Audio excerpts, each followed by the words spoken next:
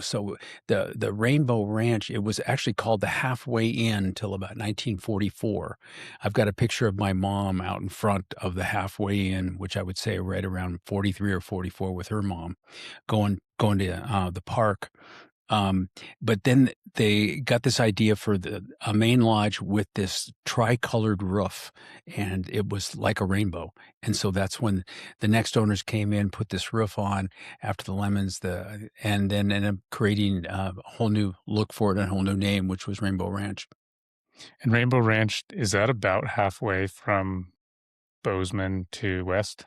Close enough to get the name. Yeah. Yeah, exactly. So was that a halfway point that people were using a lot when they were making that journey? For sure. I mean, I think, you're talking about, the 20s and that people, I mean, it's horse and buggy as well as car. So it was quite a trek to get, say, from Bozeman all the way to Yellowstone. It was only what, about 1914 or something like that when the Old Faithful Inn was built. So a lot of the foundationary start of the park and people going to the park. And there really was nothing for Big Sky then, so that was kinda your Right. Everybody, like, there was Trail Creek Ranch, and Lone Mountain Ranch were established, a few years prior to that. Trail Creek isn't there anymore. There's just a historic cabin over there by the golf course. And then, of course, we know Lone Mountain Ranch has had a lot of different, entities over the years. And now it's, a high-end, travelers, all-inclusive resort. But no, there was no Big Sky, Chet Huntley, all that type of thing. So in identifying where we are when people are driving, I always tell them, I say, listen, that we're 5 miles past the turnoff for the Big Sky Resort on the river on the left. The corral's on the right. We're on the left. Okay, and it's now 2026. What does Rainbow Ranch offer as far as accommodations for the restaurant, lodging, all the above? Well, really for the last, we've had 21 rooms now, I would say, since the expansion in the 90s. And we have three different styles of rooms. We've got some really cool five rooms that are all done timber style that are king bedded rooms. One of them is our bridal suite. 7 rooms above there with double queens. Then we've got the Riverside rooms, which is another wing of rooms. They're all attached. They're not separate cabins. That's pretty close to the river.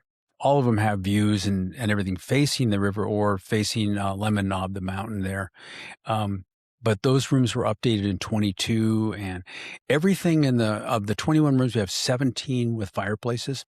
We even have a fireplace at our Infinity Hot Tub, which holds 11 people. I'm told by the health department it's 11, not 12. Not that I do any head counts out there. I try not to.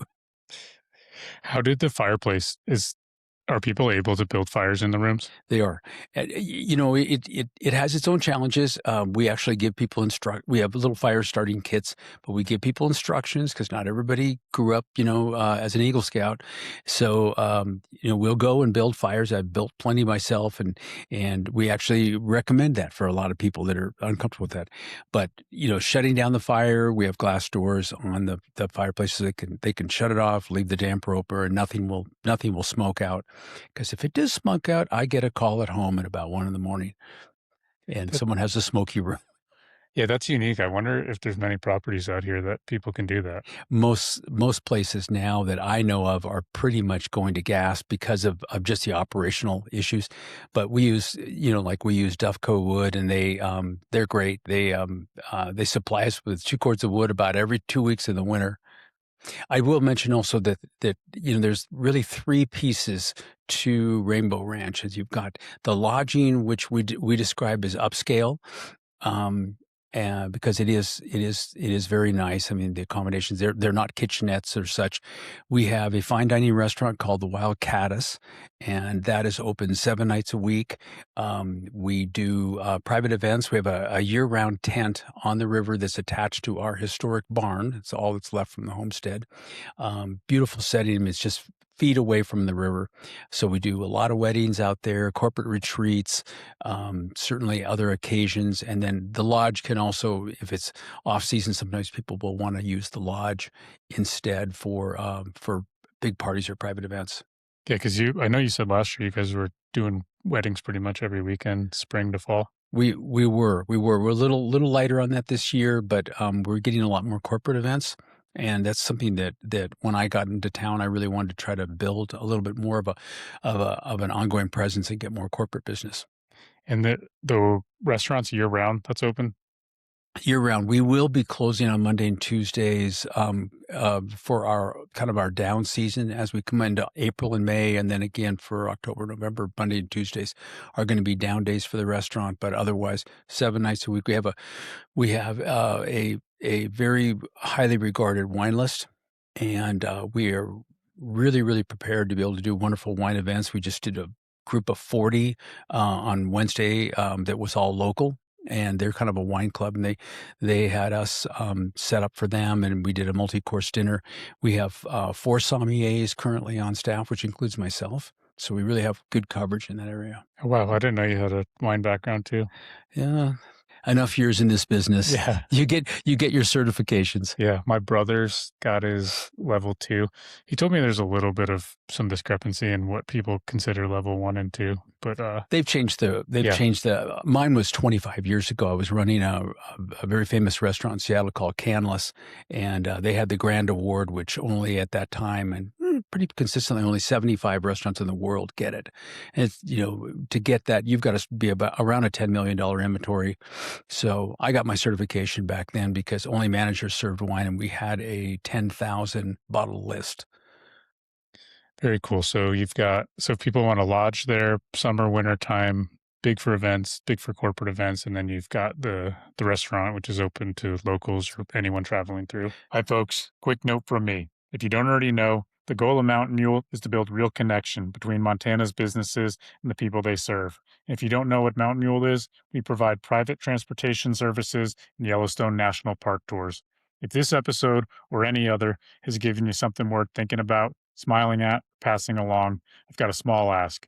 Share it with a friend, text it to someone, consider following the show.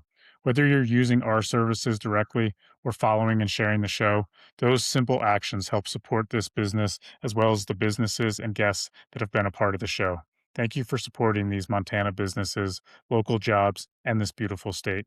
Now back to the show. You get a nice breakfast in the morning. We do a buffet breakfast for everyone staying over, so it's inclusive of that. And we have we have some different things. We will for private events do a breakfast or a lunch, and even we have a wedding coming up that wants to bring in people for brunch the next day. So we'll staff up for that. There'll be a little extra fee for them. What are the restaurant hours?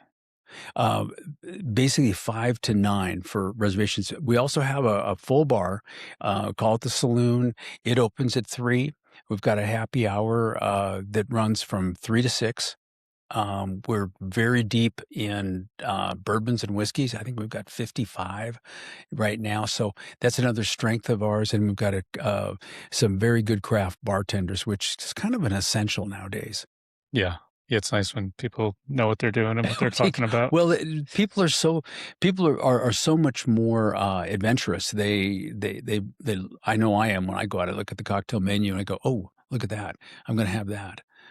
Remind me after we get done to ask you about your restaurant for some stuff we got coming up for the summer season. Yes. Got some ideas Well, brewing in my mind anyway. all right. And tell me, so you've got not to. We said we are going to try to stay on track, but I'm going to try to pull you off now. So that's the wedding. Do people do weddings off season? Do you guys do winter weddings? We will not as much. We've had people who they're normally going to be smaller, but we've had people do what we call micro weddings under 50 people, and they literally will want us to put the chairs out in the snow, kind of cut a little bit of a path for the bride and groom, and they will have a rather quick ceremony depending on the weather, and then go into the tent. We'll heat the tent for them, but we have some great pictures. Our website doesn't do justice to it. We're going to need to add more of some of these winter wedding pictures because they're beautiful. And you said there is still some opening if anyone's last minute for this year looking for There event are. space or wedding space? I think what people don't realize is, Big Sky, obviously, Big Sky will chill off a little bit faster than Bozeman, but September and October are still really nice months for us. And those are months of opportunity where people could still be booking in for September, October. Yeah, I think with some of the people I've talked with, and even Bryant's been saying that at RMC, who we both know, that a lot of these companies for events and stuff are looking at these off seasons, and there's so much more availability that those times are starting to fill out a little bit better than they had in years past. And the corporate business, like, what Bryant works for RMC, and they're one of the big destination management companies and certainly one of our best partners. But though a lot of those events are in the off seasons, they are not doing things right in the heart of summer or necessarily around the holidays and Christmas. In your restaurant with the hours, partially to what I was thinking, and I'll talk to you about more, but people coming off of a day, if they're doing a day trip at Yellowstone Park, your restaurant could be a great end to the day Absolutely. spot for dinner. I mean, you're about an hour and a half out, maybe a little less depending on what traffic is like getting into West Yellowstone, and I think that's one of the things that both the corral and our property have had a history of, is people kind of putting us in that loop. I know when I was growing up, we always went to Yellowstone Park after Labor Day, Mhm. and that was always our, the big traffic had already left. Nothing like the amount of traffic you see nowadays, but that was. But a lot of people have a tradition of stopping off with us. Yeah, and it seems like Memorial Day to Labor Day is kinda those are the kickoff, the beginning and the end to that busy summer season, Exactly. and it's so if you're trying to beat crowds, if you can get into the park before, um, before Memorial Day weekend or after Labor Yep. Day weekend, you You're might you're golden. yeah, Yep. that's a good gauge anyway. Yeah, that's a great thought for to stay there to go check out the park and or if you're doing a day trip from the park and coming back to Bozeman, that's a great way to finish off your days. Go to your Agreed. restaurant. Agreed. Okay, so you've got a lot of family history in Bozeman and Southwest Montana. Where does it start? What Whew. a Well, lot of generations, right? a lot of so I'm a fifth generation. My great great grandfather, James Patterson, homesteaded here. It homesteaded in the valley, just a little south of Bozeman in 1870, and he came with his four daughters. He bought 505 plots of land, 125 acres each. Each of the daughters got one. He got one, and he was a Civil War veteran. He was on the losing side, um, but he was nonetheless. He came out here. Had been a merchant, so he had to come out here and essentially learn how to farm and ranch. Came out here, was successful at that. By all accounts, he held some positions in city council. He left enough of a mark that there is a road. There is Patterson Road that's between Cottonwood and 19th. Yeah, yeah, I know that road. I know. Yeah, because I actually worked at Faith Dairy, which is owned by the Boss family, Hmm. and that's off of I guess that's South Cottonwood. Technically, it's a road off of there, but yeah, I know that area well. I Well, mean, and the bosses have been here forever and ever. They farmed our land for years and years. We held that land. We had a part of the land left still when for that my brother and myself and our cousins owned. But we have since sold that because it's been incorporated into the city. and I think the bosses have quite a bit of that in conservation, from what I understand. Oh, they A lot of did. They that, just yeah, did a big plot. That's really cool. yeah, very cool that it'll Yeah. some of that'll be preserved. Yep. You told me something when we had met or talked one of the times because I was telling you earlier too. It seems like every networking event that I go to, and I feel like I'm losing traction lately because I've been busy, but you're always there, and I always appreciate seeing you there. You've always got a smile on your face, and you're always telling people about Rainbow Ranch, what you guys are doing, and I respect it and appreciate seeing you and your presence in the community. Likewise, I think we met pretty early on, and being that at that time my daughter was in transportation with Lone Mountain Ranch, there was a real connection there. And then we put you two together, and you guys helped. You helped on one of our weddings that was so big, and we had people spread out, and we needed your transport as well. And then I know that you guys have cooperated on that. But I think the thing about that one of the things that drew me back here, besides the family history. having grown up in Bozeman, we spent our career and raised our family out in Seattle, my wife and I. But we've really had Bozeman on our radar for 20 years. And when my parents were still alive, we were back, of course, seeing them at holidays. My daughter's a Bobcat, married a Bobcat. So we're back seeing her.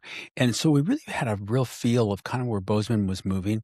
And then, being able to eventually, for me, I retired in Seattle as I was the vice president of the Washington Athletic Club in Seattle and prepared our move back here. The biggest thing I think I noticed right off the bat, we go to these networking events and how natural they are. First of all, they're small enough you can get to know someone.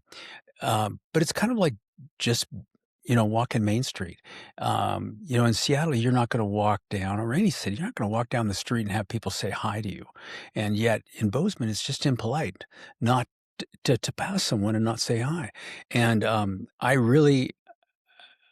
don't know how much I would have known that before when I was younger, had noticed all those things. Yeah, it's a great size in my opinion, and there's all kinds of opinions on it growing too fast, but there's room for us to do business here. But we also it's a local community where Yeah. we know each other. There's some accountability in a good sense, in my opinion, because you're not going to get away with too much for too long here. Someone's going to find out. Trust me, in the '60s and '70s, you felt like you felt like there was surveillance. I mean, it was back in the days when you jaywalked and someone would call your parents. I mean, it was it was like a microscope when it was so small. I grew up in a small farm town, 1,500 population roughly. It's got to be still around there, but I've told people it's pretty invasive. It's Everybody knows your business. yeah, Yeah. you don't appreciate it the way I'm speaking now. You're pretty annoyed generally. I think we've moved past that phase now. We've got a little bit of anonymity. I was at a grocery store. This was years back, and I ran into a friend, and he's like looking through he's screening my grocery cart, seeing what I'm buying, and making some jokes about it. And I was thinking, okay, have I been here too long? Is this town getting too small? But that's kind of the in between here. Yeah. That's pretty rare that happens, but it'll still. My barometer is generally almost every time I'm at the Bozeman airport, I see someone I know. And we have That's a so great many we yeah. have so many flights that come in. Yeah. It's a big airport, all things considered, but I generally see at least one person I know. I kind of get disappointed if I don't run into someone at an event like that Yeah. because it's almost like an event. If you're at the airport, you've got locals that are leaving, people who are coming home, and it is getting a little harder. With the size of Yeah. Bozeman now. I'm on a committee for our Bozeman High class reunion for this summer, and it's been fun to connect with some of my classmates and just work through things. And I've been away long enough that I'm having to catch up with their lives. But it just there's something that is just really warm and friendly about being around people that you spent those years with in high school that were probably all traumatic for most of us. But now we look back and we're nostalgic. Yeah. It always is in hindsight, right? Yeah. So I was out of town yesterday, connected in Seattle, and I was sitting on our plane in Seattle, and the gal sitting across the aisle saw my hat. She said, "Oh, Warriors and Quiet Waters." She works at a restaurant in town, and they contribute some of their proceeds to Warriors and Quiet Waters. So it wasn't somebody I knew, but we made a direct connection on the plane. So Well, I that's don't cool. know about that either. Tell me about that. So they're a nonprofit for post 9/11 combat veterans. So they do some really cool stuff here in town. They've got a retreat, and they bring post 9/11 vets out, and they they started the Warriors in Quiet Waters was Yeah. fishing. So it was all fishing, but they've now since added in photography, different hunting trips, and really getting the guys back to nature, and helps. That's cool. It's therapeutic for them. That is cool. Brian's their CEO. I really appreciate Brian, and he came and did the podcast a while ago, and it's just cool what they're doing, and Yeah. it's an easy organization to want to support if you can. Absolutely. Absolutely. So we did some driving. We contributed some of our driving for one of their events last year, and I just Yeah. like working with them. But that's the fun, the fun small town connection. Yep. I think when we had met at one of those events, you were talking about your family had like a place in town and then outside of town. Well, that's what's laughable Yeah. is they had a the is that out of town. I mean, now it would be a 5-minute drive basically from where I think where the main homestead was, just on the corner of Goldenstein and 19th, which actually still stands. It's one of the older homesteads around that still stands. It's in great shape. They got a barn and the house has been updated. But that's a 5-minute drive to downtown. But back in the day, that was a big deal. That was, a ways to go. So in the winter, they were prosperous enough. At one point, they bought a house on Tracy that still stands, and they would spend their winter in town.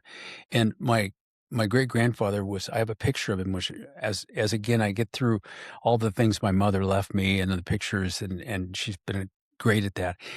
He was 6'3", and his wife couldn't have been 4'9". And there's a picture of them standing out front, and he's got a stovetop cap on. So now he looks like Abe Lincoln on, and she's barely up to his chest. Mhm. It's quite a picture. Yeah, that's funny. My she would okay, she's my cousin Sue. She's about like maybe 5 feet, and her husband Tom, I guess it's ex-husband now, but he's about 6'7". So Wow. similar, and all their boys are both Yeah. mid 6 foot. I know, Um, and my son got his height. We tell him that we have to go back to that generation. My son is 6'3". Our daughter's 5'2". I'm 5'9" on a good day. mhm, So he got the gene lottery on that. That is for him 6 generations ago. yeah. So they're the original snowbirds. They stay Yeah, they stayed downtown Bozeman in the winter, and yeah. they were out. I mean, that's really essentially just South Bozeman a little bit. And did you say you had any connection with like the Story family or anything, or is that just where that house is near the? Just we my grandfather who on my mom's side built our house on Wilson, and that's where I grew up. We had a couple other homes that my parents eventually wanted to move and have a view, and so they were up over the hill on Valley above Valley View Golf Course. But we had a house that's a beautiful house. In fact, I snuck onto the porch and had a picture taken a couple of Mm, years ago. But it's almost kitty corner from the Story Mansion, and it was a neat neighborhood to grow up in. I mean, 2 houses down was Marty Lambert. As we know, we've lost Marty as our district attorney, but we had a great neighborhood. It was kind of a rat pack of everybody seemed like we were within 4 years of each other, baby boomers. So I remember my first grade teacher, Mrs. Hahn at Longfellow, had my mother. So it was kind of a cool environment to grow up in. and you went to school here and graduated here? Yeah, I Okay. did. Yes, Wilson's such a I love that street when you drive down it now because you can see the history in the trees alone, let alone the houses. Yeah, And I always realize that when you drive through these new subdivisions, that you can tell by the trees if they're new or how long they've been right. there. But yeah, those trees that have been there 50 to 100 years, the shade they give and the character they give is Absolutely. Well, the Story Mansion, that was the SAE house, and our we thought it was our local clubhouse, and we terrorized it. Every weekend, the kids would go over there, crawling all over. They had a huge yard. We'd crawl along the windows and peek in until they would spot us. And their way to get rid of us, the way to get rid of the kids in the neighborhood, were to tackle us and put a garden hose down our pants. And, and so we would come home with pants full of water. And the funny thing was, we were annoying all year long, and yet they would have a Halloween party and invite us all in. oh, So we would be over there and we'd say, yeah, I remember me. mm, they were forgiving. They were. So you graduated high school here, but then most of your adult life after there, were you outside of Bozeman? Yeah, pretty much. I went to a ski academy for Mission Ridge Ski Academy in Wenatchee, Washington, and kind of chasing my dreams. Had grown up ski racing my whole life here in this division, and which is called Northern Division at the time, and that was a ski academy that was very prominent. And so it was in Wenatchee, Washington. And I got my double A there, but came back a third year because some things were going well for me. And then ended up finishing up in Seattle, Seattle University. Back then, they had an extension program from Washington State University for hotel and restaurant students to get their degree, and WSU is really well known for that. So I got my WSU degree out of Seattle U, and went to work for Westin Hotels in Seattle. Very cool. What was that like? What was the ski scene like when you were in high school out here in Bridger Bowl? Oh, geez. Well, it's the only game in town was Bridger, and they had this. To be part of the junior race team was just. It wasn't a lot of money. I mean, it was $1 a day for a ticket back then. But they gave us these yellow parkas, and every one of them was like an extra large. And so these kids are flying all over the hill in these yellow parkas. Bedlam. It was like a jailbreak every time we were coming down the hill. People just got out of our way. It was fun. I mean, you got to know families really well. You got I know my dad traveled to every ski race that I went to from age 7 to 17.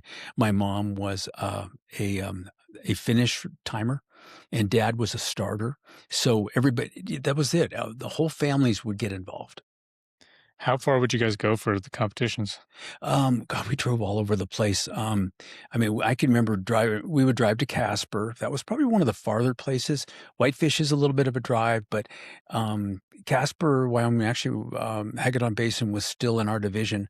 Um, I do remember, one of the longer trips I took. I qualified for a NORAM race, which is a higher level national race at Crystal Mountain. So we drove all the way over. I don't remember who I drove with, but we drove all the way over for that race. That was, probably 75. Yeah. Do you still go to Bridger Bowl these days? I'm a Big Sky guy now. Okay. Sorry. I mean, it's just in my backyard. Yeah, that makes sense. You're working up there. Yeah. How much different does Bridger Bowl look now to when it did then? Oh, well, I mean, gosh, I mean, there was only one chairlift and a T-bar when I was there.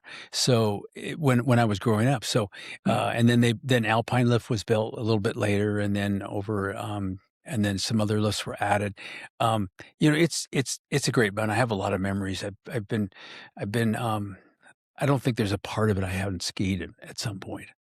I know there's a guy that he's a friend of mine, and I did some work with him in the past. He builds houses, and he's done a handful out towards Bridger in that they call it like the Legend subdivision and stuff that way.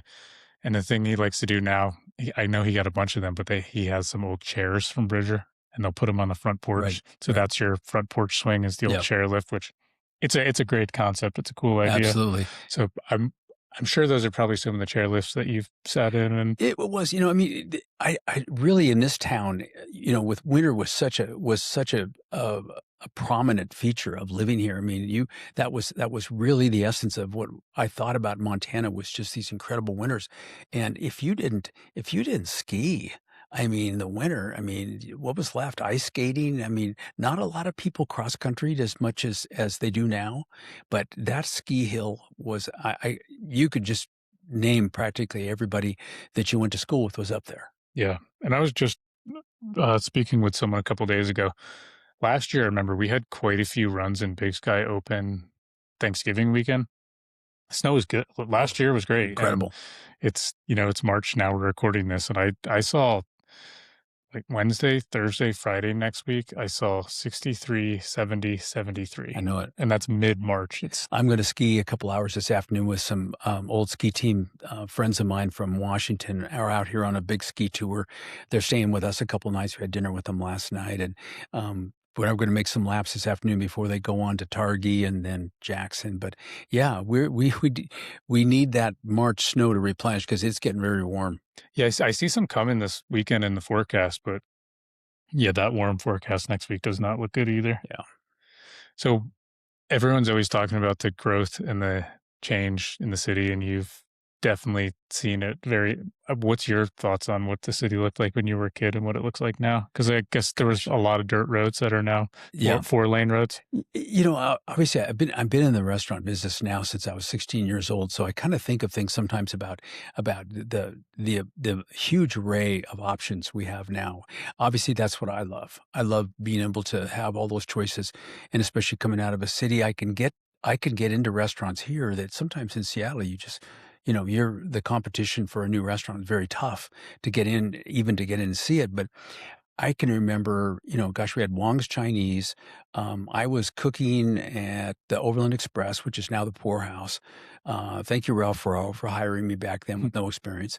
Um, and there wasn't much. There was pretty much like one in every I don't even remember if we had a Mexican restaurant. Taco John's doesn't qualify, as a full service Mexican restaurant. So it was very lean in that sense. Um, but what I remember, the Norman Rockwell kind of environment. My dad, we ran our family business was Kittyville on Main Street, which is now Revolver. And so we had a children's clothing store. I learned to do inventory there with my brother and I. With my dad ran the store, mom did the books, but dad would walk home in the summertime for lunch, walk back to work. Just simple thing. The front door was never locked at our house. I mean, our next door neighbor were the Steels. Charlie and Ralph were a couple of our best friends, and they would walk through our door just about as fast as we would to see if they smelled cookies, baking. Yeah. It's funny. Yeah. I think of the small town I grew up in, it's just a different town. But you appreciate all the options now with food and I yeah, do, I do. But, it's the thing that, I know where people, and people rightly so, should be guarded about growth. All you can do with growth is try to control it. But I think that what I remember as a kid, you get on your bike and you ride 5 minutes and you're at a stream with your fishing pole, and to a certain degree, it doesn't take you very long to get in the country here. And my wife and I drive to work every day at Big Sky, and we do not mind that drive because we love what we're looking at. We love the country. We love looking at the elk and the deer and the bighorn. Um, so I think that they're doing the best that they can. Water as a resource is a huge deciding factor on what and how much you can build, and yeah. I think they're trying to measure that right now. I think especially in Big Sky too, with the infrastructure that's been added up there. Yeah, And it's yeah, just the concept of getting the water to the top of the mountain where everything is. exactly. What's that drive? What's the drive like with you and your wife? Do you do all the driving? Do you guys split it up? I I do the driving pretty much. We've got a company truck, and she doesn't like to drive the truck. So that's her out. But, it is funny though because the driver's job is to keep us alive, and her job is to point everything out and then say, "Don't look," Hmm. because you're gonna drive off the road. So, it's pretty fun. I mean, we really to be married 40 years and then to be together all day all the time. Our kids laugh at us. Our kids live in Belgrade, and they laugh at us that we have a really good time and we keep things light and fun. Yeah, I know you said something you joke about. You guys kind of work down the hall from each other, so yelling at each other down the hall. We do, and so there's my office is at one end of the hall, hers is at the other, and in between is the catering and accounting offices. And I just don't hear as well as I used to, and so I'll yell something down there. And at our nickname, I call her Muffin, and so I yell down there and go, "Hey, Muffin," and I'm asking her a question. She has got hearing like a rabbit, but she will fire back something. I don't hear her. The catering team then repeats it, goes, "Muffin said," So we come from professional environments, but it's kind of fun to be Yeah, a little more family oriented towards how we run things at work. so they're the interceptor. They're the interceptors, Very cool. yeah. What's the secret to 40 years of marriage? Humor.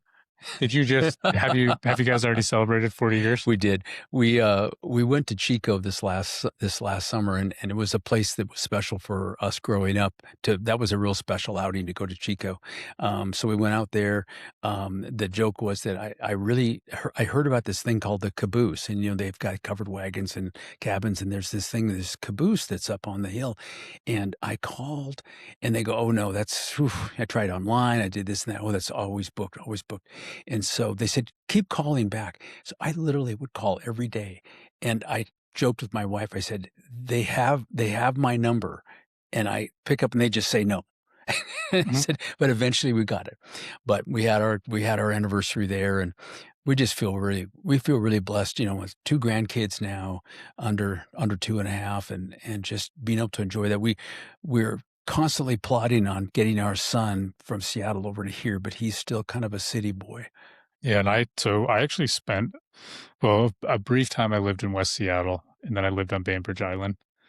I remember a restaurant they took. I was working with a commercial construction company, and we built up an apartment building on Bainbridge Island. They took us to the Met. Do Ooh, you know that yep, restaurant? yep, And they say it's a pretty fancy, popular yep, place. They said anything on the menu, so that's what I did. absolutely, But I know they said a lot of the baseball players would go there after the absolutely. Seattle games, and I ran the competitor, restaurant for about a year across the competitor steakhouse called Daniel's, okay. but the Met was kind of the pinnacle, and Daniel's did great, but we had a water view, and so that did create a little bit of a different vibe for us. But yeah, I ran a lot of different restaurants in Seattle. Yeah, my brother-in-law's family's from that area, and him and my sister lived out there. They actually got married here because 'cause they're both Bobcats, but they lived there. They had their first kid, and then they said, "Let's go back to Bozeman and raise our kids." I couldn't be happier to have them here and have my nieces and nephews here. Yeah, So it makes complete you just got to sense. get started on yours. Yeah, hey, it's working. It's in progress. The wedding's this summer, and we'll go from I there. know. I'm excited for you guys. That's why I was asking you because I'll be at day one this summer, and you're at 40 years. So, I any other know. advice you got besides humor? I'm all ears. I don't know. Gosh. Um it really does kinda come back to, you start off with hopefully some common interests. It isn't all just the lightning rod of physical attraction and all those things because, again, I think down the road, you've gotta have, common interests, and I've got a lot of friends that don't have kids. I've got friends that have kids, but I think, we've been able to maintain our kind of our common interests, that's why it's so easy to work with her. She was in property management for the owner of Rainbow Ranch when he bought it 16 years ago, and she's been with him 15 years. And she ran all his commercial real estate in Seattle, and then got more and more involved with Rainbow. And then he came over to our house and said, "Hey, I need some consulting help." And so, on the weekends for about 4 or 5 years, I would write their budgets and hire their managers and do different things that needed to be done. So I had some pretty good awareness when we got out here. But I think that's the thing is we love a lot of the same things. Yeah, that Yeah, definitely helps. yeah. Very cool. Does Rainbow Ranch have any big plans for the future, or anything new you guys are doing, or any expansions, or Well, we're always I mean, like any lodge, you're always looking at how you can, kinda update and upgrade, and we've got some things for the spring that are I think they're a little bit a lot of it is just the wear and tear in a mountain resort on a property. We're gonna do some concrete work. We did some roofing work, not very sexy things, Mhm. but, we've got some of our older rooms that have the double queens. We wanna do a full remodel of those, so we're in conversations right now about what that's gonna look like if we can get a couple of rooms started. We One of the things that we started when we got there, first of all, we brought in a new chef. Really felt like we didn't have the right direction. My assessment as well as my wife's was that the menu wasn't right. And so we brought in a really wonderful chef. He's a Great Falls boy, but he's cut his teeth, Nick Menke, all over the world cooking. He had a stint cooking at the French Laundry. We have French preparations on our food. Absolutely, I have 100% confidence in what he produces, both in the restaurant and banquets. But one of the things we thought we could do that no one else was really doing was family style for the big holidays. So Thanksgiving, Christmas, and now for Easter and Mother's Day, we're going to do these beautiful family style spreads, and they can pick two of the four options for entrees. They can do three of the sides of the five that are offered, and they're going to get a platter of food, and they're going to get probably, unless they really bring their appetite, they're going to bring some things home. Mhm. So we're gonna do that.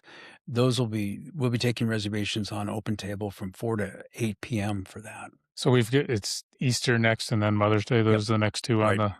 So in that case, they would tell you how many is in the party, and then they would. They would go online, right. Yep, We try to do all the booking online unless it's a larger party, and then we need to run that through, a manager to see what we can accommodate. yep. And I know I went up because you did a tasting that was kind of pre-winter season We that you did the yeah new menu tasting, yeah right. that was very good, and just the atmosphere and it's beautiful, rustic wood finish rooms. And you were showing me I think there's a cool photograph up in the fireplace there that was, I don't even know what year that was, but I know you told me, but it's got a very warm kind of Montana cabin Yeah. feel to it. The dining room is not that big. It's pretty intimate. The bar really handles about 20 people. So you really get a smaller space. And I'm really proud of our staff. I mean, we've really, we've walked into some really good people being there already. We've added people, but, our restaurant manager was a restaurant manager at Bucks for 20 years, Keith Hoover. So we've got the people who know our area guests really well.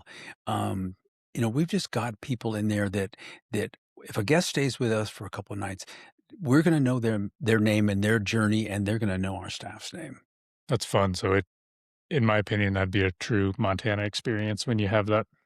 It absolutely is. I think that's the thing we always wanna lean into is when people come to Montana, um, they should really see that, that welcoming, that friendly atmosphere that I feel when I walk around downtown or I walk around Big Sky downtown. I mean, it's impressive, and people really help each other. We talk with our competitors up there, and they refer to us. We refer to them. The 320 Ranch will refer guests back and forth to them. I'll recommend their sleigh ride or LMR's sleigh ride, that type of thing. Yep. We do the same thing, and we work with other companies because sometimes we're booked out or we're at capacity, so we'll work with other transportation companies, and it's something I'm always saying to impress upon the entire team is we're in a lot of senses, we're people's first impression when they get here and their last impression when they leave. Yep.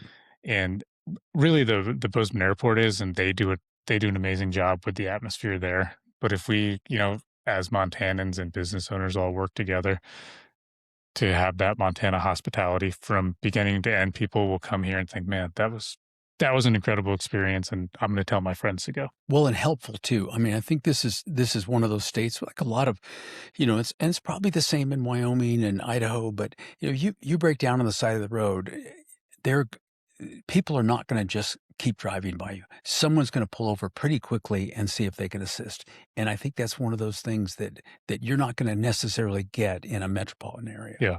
And I just last week that just happened, and there was a rollover in the canyon, and I stopped, and I'm not going to go into the long details because it ended up being a longer story, but I helped it was a mother with 5 adolescent girls. Everyone was okay. Helped get them out, let them sit in the Oh car and wow. stay warm for a while because Yeah. it was snowing. That was last Thursday.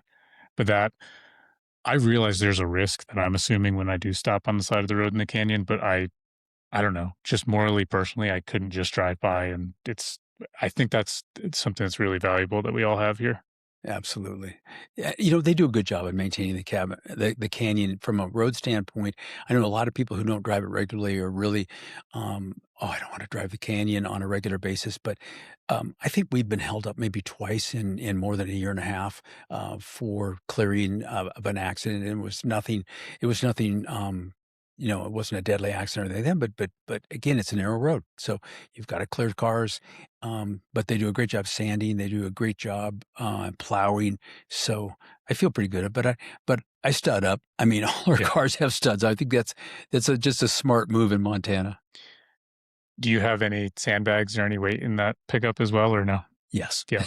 Plenty, and ski stuff. Yeah, yeah. We have all the SUVs, which are awesome, and even our executive van is all-wheel drive. The pickups can be tricky if you gotta have some weight back there, Yeah, got they'll about 400 pounds of sandbags in there. yeah, you're a smart guy. You're seasoned on that road. Yeah, you get a little overconfident if you don't have the right weight in it. You should definitely think about Yeah. balancing it. Yeah, that's why the SUVs are great. They've got that weight Yeah, in the rear. Do you yeah. have any s Are you strategic about what times you drive through there? I gotta get to work, Yeah. so basically, we try to be at work at 9 in the morning. I've got, my front desk manager right now, she, is driving from Bozeman, and she does 410s with us, but, she's gotta be at the desk by 7:15. Okay. So, the one benefit there is that she's ahead of the traffic. Yeah. Yeah, because that's that right around that 8 o'clock is when Yeah. 7 to 8 We is we house most of our staff. We've only got a couple of us that we have housing up there, both in Big Sky and, we have a big cabin called the Bald Eagle on the other side of our river that has 11 accommodations for 11 in it. okay. Yeah. And that's you have staff there or that's public? That's staff. Okay. Yeah, And so that's part of the property? it is, and we and really like any resort property up there, we do utilize, 1-year J1s. We've got, some great culinary people right now from Colombia and, husband and wife team that both she does front desk and cooks for us as well, but, they're hardworking and we try to show them the best experience they can the year they're here. Very cool. So if people want to come book with you guys, if they want to check out the restaurant, where's the best place to find information? Well, they can go to, rainbowranchlodge.com. We're on Instagram, we're on Facebook, but our website, www, Rainbow Ranch Lodge, .com. They can email me, Peter, at rainbowranchbigsky.com. Very cool. Yeah, we'd love to see them, and I think for a lot of people, start a tradition of coming up, um, and, it isn't always a matter that they need to stay. Again, seasonally, the road is very, very easy to navigate, but I think we do offer a totally different experience from a lot of the larger operations when it comes to dining. Even I'm even thinking what a great date night experience if you wanted to have dinner and then stay the night in one of the Absolutely. and have your own, have a fireplace going. That's Hot tub, fireplace. yeah. Yeah, I Yeah, mean, it what all kinda fits in. you mentioned hot tub. What tell me about that? You said it's up to 11? 11 people. So, not that we do a head count, Uh-huh. not but, But yeah, you better. we've got our own fireplace out there and as well. And, it's an infinity hot tub, it's outdoors. You can sit in the hot tub and look across at the stream, or you can look up to what has been named Lemon Knob. It's a trailhead and a pretty good hiking trail just across the river. So you've got this beautiful view, and, it's really our key amenity. And I'd imagine there's pretty good stargazing from the hot tub too? Absolutely, Yeah. So that sounds like a date night. A it fireplace, it does. dinner, hot tub. I'm gonna put everything in the description. I appreciate your time. And like I said, it's always a pleasure to see you. You've always You got a too. smile on your face. You So too. thank you, Peter. All right. Pleasure. Thanks for listening, folks. You can find the full blog post for every episode, along with key takeaways and links at mountain-mule.com. If you haven't yet, consider following the show. That one small action helps these Montana businesses get seen, grow, and thrive, and it helps this podcast keep going too. If you know a business that would be a good fit for the show, we'd love to hear from you. Just reach out through the website or social. Thank you for supporting these Montana businesses. See you on the next show.